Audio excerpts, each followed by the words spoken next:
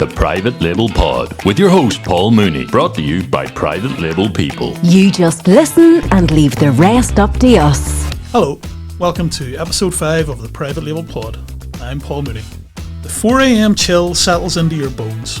You're on a mission, running a well-crafted strategy through your mind again and again. As you visualise the path you'll take into battle, the action draws near. Chuffing, warm breath into your hands, you try to stay loose. It's a last-ditch effort to stave off a milieu of emotional and physical states. Excitement, fear, adrenaline, fatigue. Now is the time for singular focus. It's Black Friday. Get involved, have your say, ask us a question, or leave us a voice message by heading on over to privatelabelpeople.com/podcast. This morning, podcast listeners, I have Mr. Robert Rickey and Mr. Ali Razul, as per our performances over the last few weeks. Thanks for joining us, guys. Pleasure as always, Paul. Good to see you.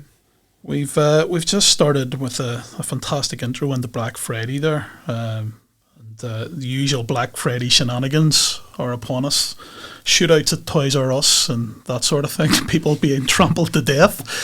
What's on your Black Friday list for yourselves personally? Any Christmas numbers coming up that you need to get sorted?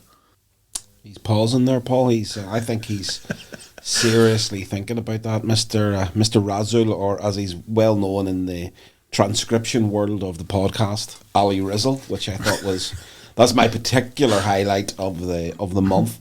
But while he's pondering that massive Santa list of products, very little. I tend not to do a lot of shopping on Black Friday. I kind of get the impression that if you did need it, you'd probably have bought it by now. However, there are some things that Black Friday really does give you, I guess you'd call it a good deal or a good offer on, tends to feature around electricals. I don't know whether that's true or, in terms of it's 100% just that, but in my head anyway, it's kind of conjured up probably from what you were talking about people trampling each other to death to get a 50-inch TV in some supermarket. So I've purchased some bits and pieces for the house and little bits like that, but not an awful lot. He just, I think the silence from Ali was the fact that he's bought a few items, but he doesn't want to give them away because it is still before Christmas. So no, to be honest, I didn't even know it was this Friday. Go ahead, research, King. Yeah, I mean, it's one of those things that it's been overdone, and you watch those videos of people trampling on each other. It's like, for me, I want to stay as far away as possible as I can from these electrical stores. But I mean, the fact that I didn't even know it was this week. I did have on my mind to get the PlayStation 5, but if it's not going to be available online, I'm definitely not queuing up outside Curry's or anywhere like that. I think there's one thing as well, Ali, what you're talking about there is because kind of Black Friday has moved away from being a day to being a week-long affair, and I don't think it'll be too long before it's a 2-week affair or potentially even a month affair. So it's like, whereas you used to build up to that one particular day, it's now so drawn out, and even Amazon themselves have, it's basically Black Friday week they talk about, so it's ever expanding.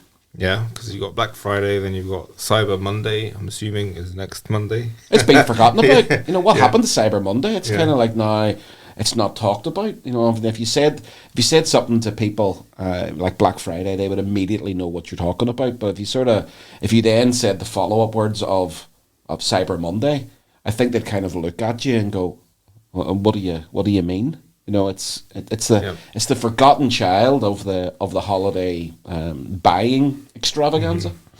Yeah, it's funny because I was reading about a guy who was so obsessed with getting it. Actually, was a plasma screen TV, and he was so obsessed with getting it on Black Friday that he left his child in the shop when he brought the plasma screen home, and the police returned the child, and he was sitting watching the TV. So it Maybe he thought it was in part exchange or something like that. Well, it reminded me of my own upbringing because my mum left me in an ice cream shop once for about 2 hours That and sounds completely terrible. forgot me. So I think I've exaggerated a bit. I don't think it was 2 hours, but it was probably about 40 minutes, but felt like a lot longer. I think also being from Northern Ireland and being Northern Irish, I did one of the most Northern Irish things around this particular time of the year, which was in the absolutely freezing cold. I sought out ice cream the other day, so maybe that's what I'll get for Black Friday: a big tub of Morelli's ice cream. Yeah, the problem that you need gloves. You need to have gloves on when you're doing that at this time of year. Eating ice cream in cold weather is pretty hardcore. But I haven't had enough practice. well, the great thing about Black Friday is with nowadays you can do it online, obviously, and it's become such a big phenomenon. Obviously, it's a big time of the year for businesses to put out offers and to get a little bit in. As private label people, got any Black Friday offers coming up, do you think? Yeah, well, we're gonna go against the grain as always, and I think that kind of comes from going against the grain in terms of selling as well. I've never been a big one for doing a particular offer in terms of like selling a product on Amazon on Black Friday or around this particular time of the year, because I see a lot of people, and I think they just get carried away with the frenzy, and they think I'm going to sell so many units of a particular item, and number one, that does not necessarily happen, and number two, you've then got to stock for that particular amount of sales, and if that sales didn't happen, then you're stuck with a big pile of stock. So it can be really counterintuitive. And also, if you're going to hit it big on Black Friday, then you are going to have to reduce your price. Reduce the price means reduce the margin, and you add on top of that, like the cherry on top of my vanilla ice cream, which is that our products are not designed for that style of sale. They are not a Black Friday sale, and I'm sure Ali will back me up on this, that if we stacked our items high in Walmart or Asda or Tesco's, I don't think there'd be anybody trampled to death to get our products. No, exactly. We could probably look at it as almost like a season as well. It's like Black Friday season. It's no much different to Christmas. We're not selling Christmas products. We're not selling these kind of flashy items. I'd say the only thing is just to stay in stock, and possibly put in a little bit more if you do have a product that sells well in this season, but we don't really kind of account for it. We don't look at Halloween same way we don't really look at Black Friday. Yes, there might be some more traffic onto the site in general, and they might want to put in our drinks buckets along with their TV for some reason. But yeah, I mean, that's the extent of it on my side. Kind of makes some sort of sense in terms of, it's like it's not that you're going for that day or even for that week, but you're going for the period of time.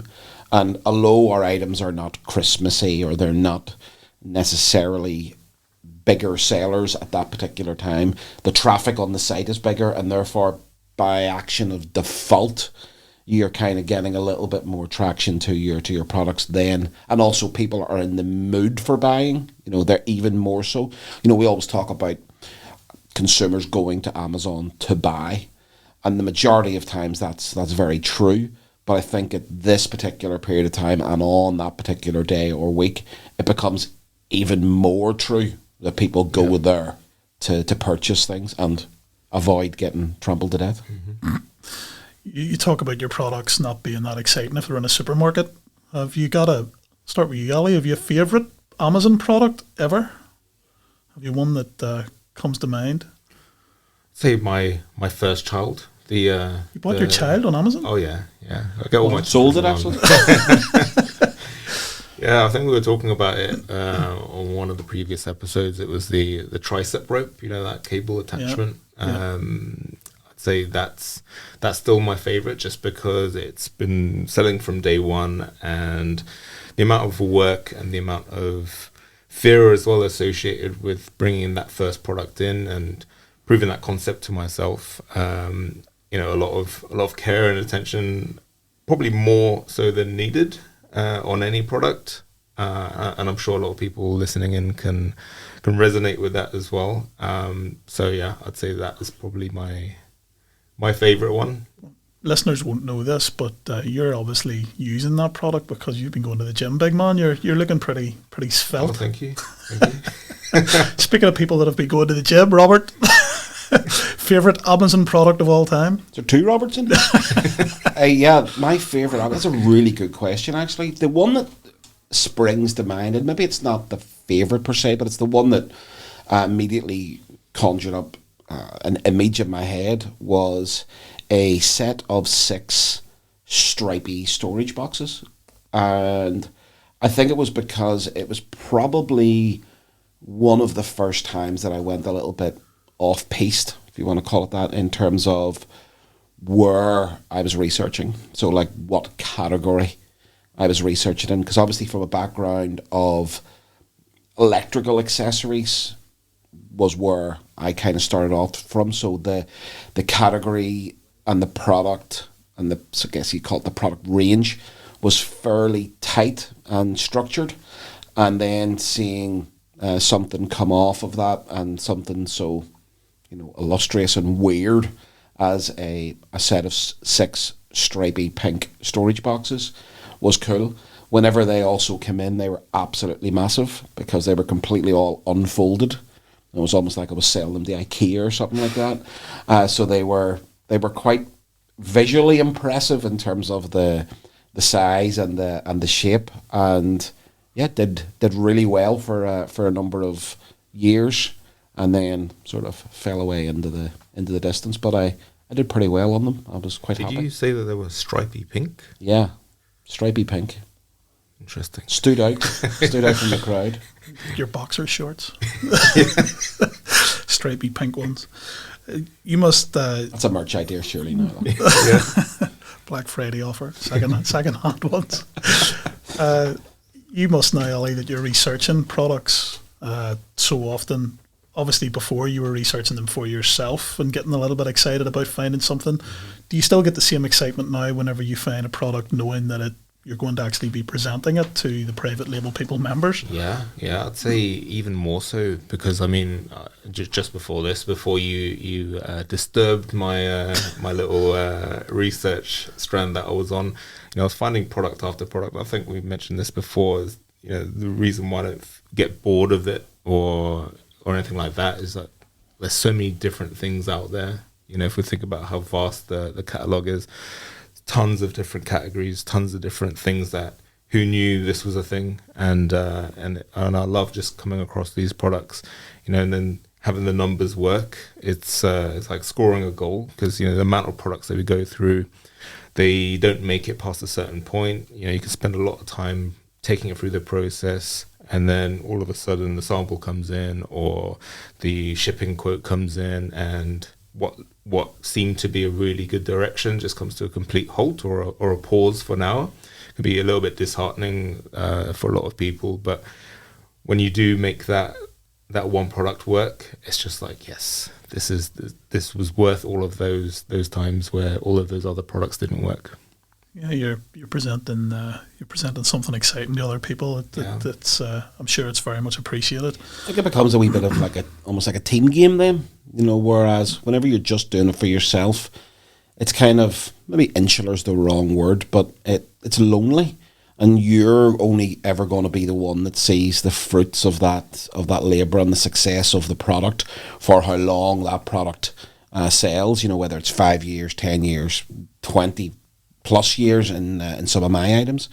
But being able to share in that and being able to have other people along for that journey, and whether it's people who are part of the team where you're being able to say hand that over to Mickey in terms of ordering and logistics, or whether it's people from the private label group, where you're being able to present that, and then you get to see them enjoying the product as well, them enjoying the success, and then it's like, okay, so when's that being reordered, which opens up a whole new chasm of conversation, I guess.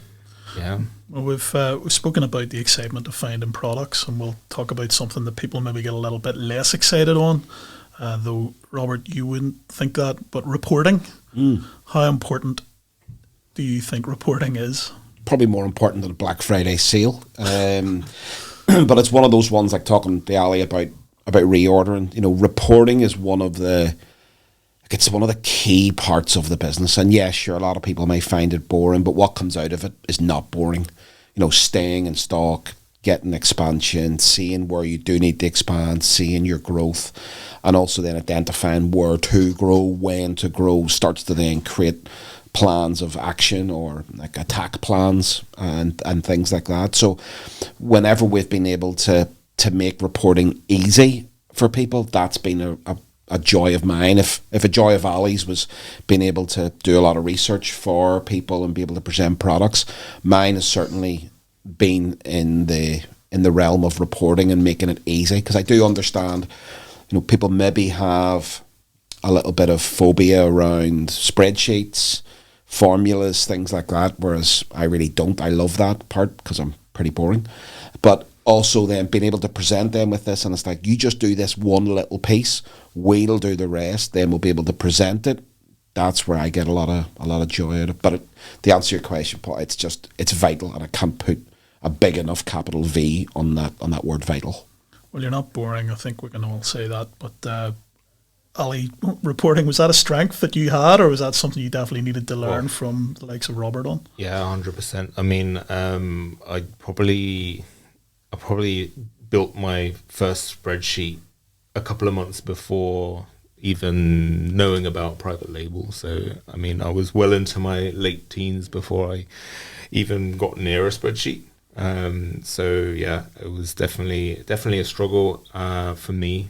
But once understanding how pivotal and how vital it is to any business, it's one of those things that I don't know that information, but I'm going to make sure I do my work and find out. But to be fair, I'm still not the strongest, and Robert definitely reminds me of that sometimes. And there are certain kind of formulas and things that I'm still learning, more advanced stuff to this day. But yeah, absolutely vital. I think you start taking it in sections as well, bite-sized sections. I think, because if you look at the mountain of any particular subject or topic or task, it can be very overwhelming, can be quite daunting. Whereas if you start setting up the checkpoints the whole way up the mountain, taking it bite-size, and then being able to look back, that idea of that book, The Gap and the Gain, looking at the gain that you've made as opposed to how far you still have to go. You get that reward, you get that sense of achievement, you feel good about yourself, and you say, hey, I'm learning here. Sure, I've got a ways to go, but look what I've actually achieved. I'm focusing on the gain. So where you were and where you are in terms of reporting, spreadsheets, all of that stuff is night and day. But you had to have those bite size, and I would say that to everybody. It's like, just do something, just do a little bit, learn this piece, and then once you've committed that to memory, you can always go on and do the next step. Don't try and eat the whole elephant in one go. You mentioned books there a moment ago, which is a good segue, because I've been reading yours. Again? Well, the first one, yeah. There we go. And there's a quote in there which I'll quote to you, and it'll lead us into something else. But the quote is, "There is no one in business that will think of you first when the chips are down." So basically, private label people are doing everything for the members, from what I can see. They basically give that full house approach. Why do we need to do so much for the members? Is it related to that quote, in that people need as much help as possible? I think so. I think it's that thing of, being there at every single juncture to say, okay, if you don't have the knowledge of it, then I can provide you with the knowledge. If you don't have the know-how to utilize that knowledge and turn it into the action, then I need to give you that know-how. If I can then do that work for you, or at least do 90% of it for you, then we're going to do that. So it's almost like taking that whole aspect of that quote that you're talking about, as well as, you can lead a horse to water, but you can't make it drink. It's like, well, you can and you can't. Sure, you can bring the horse to water, and then you're sort of hoping that it will bend down, or you could push its head into the water or lead it into the water so that it's so close to the water or it's submerged in the water. But that kind of quote is like, it's that thing whereby, nobody else is going to think about you when that situation has arisen apart from yourself. But whenever you have somebody who is very, very close to you, is offering a hand out to you, is offering all this assistance, like, I would swear right now, but it's like, grab their hand, ask. And as we talk about inside Private Label people, don't suffer in silence. I see far too many people doing this. Oh, I won't ask that question because I think it's silly. It's like, let us be the judge of that. Right? We'll have a laugh about it. We'll have a laugh about it in a year's time whenever you're sitting down and you've mastered that scenario. But for God's sake, ask the question, reach out. If you don't think the help is there, reach out, it will be. And whenever the help presents itself, just do that little bit that we're asking you, and the results, the manifestation of what you get will be absolutely huge.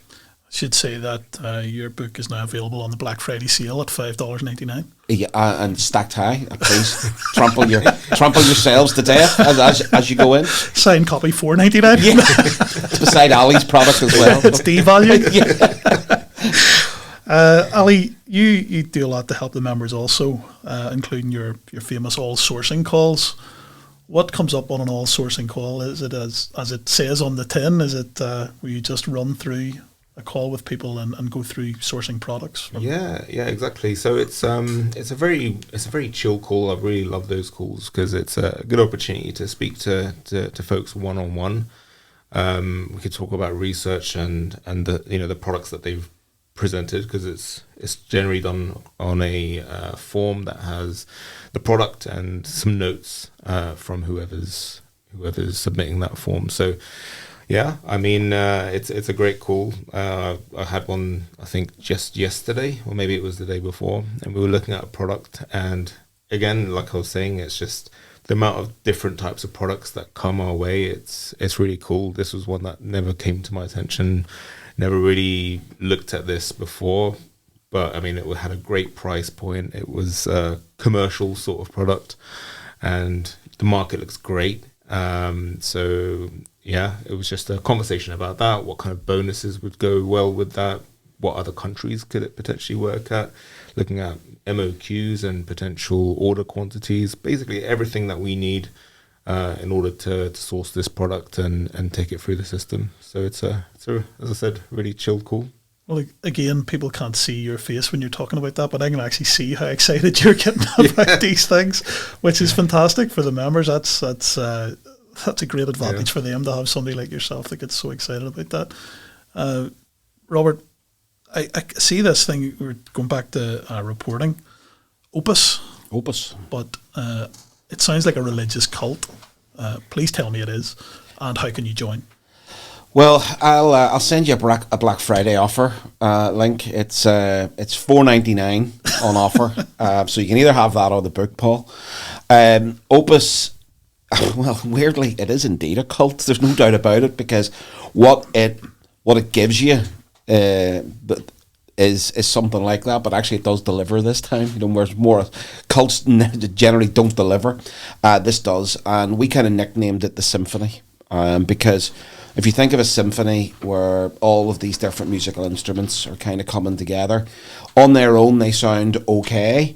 Whenever they're brought together, if they're not conducted, then they'll just sound like a disaster or chaos. But whenever they're conducted in such a way, the woodwind instruments, the percussion instruments, all of the different types of instruments come together and create this beautiful harmony and sound. And that's what Opus is to me anyway. Probably people think I'm going crazy now looking at reports and dreaming up some sort of a symphony of sound. But it's whenever we're able to bring a lot of those different elements of data from the business or the instruments, and they come together and then present themselves in this phenomenal report, which everything can then be seen, but also be tailored down to certain areas so that we don't get overwhelmed. If we just want to look at the sessions of a product, we can, alienate that, we can isolate that, or if we want to look at the USP, the unit session percentage of a product over a period of time, we can isolate that, or we can look at it together. We can compare the organic sessions with the PPC sessions. It really starts to give us absolutely everything that we're looking for. And then whenever me and Ali start putting our heads together and looking at these things to create what we would call scenarios, it allows us then to get the data and then dictate that scenario of where are we going to go or what is needed to be done, if anything, in the near future. As excited as Ali gets about researching products, you can see the excitement in you about that sort of thing and reporting. Is it still something that you do often and get you look at other members' reports and spend time going through them, and you literally can't take your eyes off what they're doing right, what they're doing wrong? And it's exactly that. It's absolutely exactly that. It's a weird. I'd love to be able to describe what it sort of invokes, and maybe it's exactly the same thing as Ali talks about in terms of finding a product, going through all of those milestones and checkpoints that he goes through. It's the same with me. I love going in and seeing where there's something working for somebody, especially if we've suggested something in the previous number of terms or sales periods. And then we can see that working slowly but surely and keep that person on track. It's like, don't get carried away. Let's just keep on the ride here. Things are progressing. Or going in and identifying where there are opportunities for, solving something that maybe isn't going the way that we want it, and being able to then feed that back to that person. Because that interaction's fantastic as well. And being a little bit more proactive rather than reactive, that's where the likes of myself and Ali looking at these reports is very, very important. Am I right in saying that it's every 2 weeks reports are? That'll be a term, yeah. So we got this idea of a term simply from the Amazon world of them sending you funds or disbursements, as they would call it, every 2 weeks. And then we took that on a stage further and we said, well, every 2 weeks it's very calculatable. It's got uniformity, or it's uniform, whereas if you go by a month, well, February is a different number of days to October, and then if you go into the week scenario, well, it's a little bit of short. It's shorter. If you go into quarter, it's just far too long. And being able then to call a term by a number allows for those magical spreadsheets to look things up, whereas date formats are atrocious to work with because Americans will write it differently to us British people here in the UK, and even some other people will use commas, some people use slashes, some people will hyphenate, some people will say 2023, some people will say 23. A date field inside a spreadsheet can be a disaster. So that's why we say term 206 is where we are now, and the next one will be term 207. It's very easy for a spreadsheet to work with. And just thinking from a member's point of view, and it was something actually I was asked yesterday, whenever the reports are looked at and they're compiled, does the member get a notification, or are they told that it's been done? That's actually something that we're actively working on as we speak, because for me that's kind of like accountability. I think we can all kind of resonate with it, with accountability. Being able to go in, you get a little nudge inside our CRM to say, hey Paul, hey Ali, your reports are due. That's great, because then you're going to go and do it. Whereas if it's just in there, it's that whole thing about reaching that hand out again and making sure that there's a person there if the chips are down. But it's like that will give you a nudge to go and do it. Then when you do those, and that very simple 10 or 15 minutes work, you nudge us back and you say, hey, that's done. Then we can then take that on further, do all the heavy lifting for you, and then nudge you back and say, we've now completed our part of the process. So it's very much systematic, and again, good communication. Communication's important. So if we're communicating back and forward and things are getting done, well, hey, the result's going to be there and the outcome's going to be great. Accountability, Ali, who holds you accountable? Who's your accountability partner? I was going to say Mickey. For people that don't know, Mickey is part of our team, but she's also your other half. Yeah. And I think we've broached on the subject of working together before, which is is never easy when you have to work with your other half. But you have to say you've done very well. I'm in the office most days, and there's never anything thrown around the room. No broken windows or anything like that. It's a great office, as you guys will, I'm sure, agree. And I think it's just that kind of open plan. I'm not sure if many people know we've moved over from where we were just a few doors down into more of an open plan working environment, and it's great. And talking about accountability, we're all a conversation away, and if we need anything, we're just close by. So in terms of accountability, we're all here keeping each other accountable. We all know what's going on, and also our team in the US, we're speaking every day as well. So that's kind of what the setup looks like over here. It's a very open office. I mean, we've obviously had some members in that've come in and sat down with you guys and spent some time with you. How important is it, Robert, for people to take that time to come over and sit down? I know you always welcome that. You always like to meet new people and speak to them about their business. I think it's huge. I really do, because there's a hell of a lot of stuff that you can do, especially with modern technology. Google Meets and video calls, spreadsheets, communication, CRMs, all these wonderful tools. Nothing beats sitting down across the table. There's just nothing beats it. And the time that you can actually save by doing that, if you take 4 or 5, 6 hours face to face right across the table, it would take you weeks and probably months to get exactly the same information across on the likes of a video call, because video call has fatigue. There is fatigue in there, and an hour is quite a long time on a video call. 2 hours is like serious overkill, and there's only so much that you can show. Your screen is relative. It's small. Or if somebody is on a phone, like, what can you really see? If you're on a laptop, what have you got? 13 or 15 inches of a screen, whereas face to face you've got all of that vision. So I always encourage people to make that trip, to do that thing, whether it's an event or whether it's a one-to-one. I always love events too, because you get to meet new friends, new people. So yeah, I think it's really, really important, and of course it's also good fun. Yeah, absolutely. And we've got some of those coming up. I know we're in Germany in July. Mm-hmm. Do you think there hopefully somewhere special in April as well? Oh, listen up for that one. And we've got somebody coming in the next couple of days. So yeah, it's always a good merry-go-round, I guess you'd say. Great, excellent. Well, I'm sure there'll be plenty coming out about those in the future, and we'll notify people through the relevant means. But thank you guys. Thanks once again. It's great to have you in, and valuable insight there. And I'm just going to go now and buy my pink striped boxer shorts on the Black Friday sale. Get involved, have your say, ask us a question, or leave us a voice message by heading on over to privatelabelpeople.com/podcast. Okay, thanks for listening, folks. Great chatting to Rob and Ali again there. As you can probably tell, we don't really subscribe to the whole Black Friday theme. However, if you aren't a member of Private Label People, you can join now, where there are offers all year long. Simply go to privatelabelpeople.com/join. Thanks once again for listening.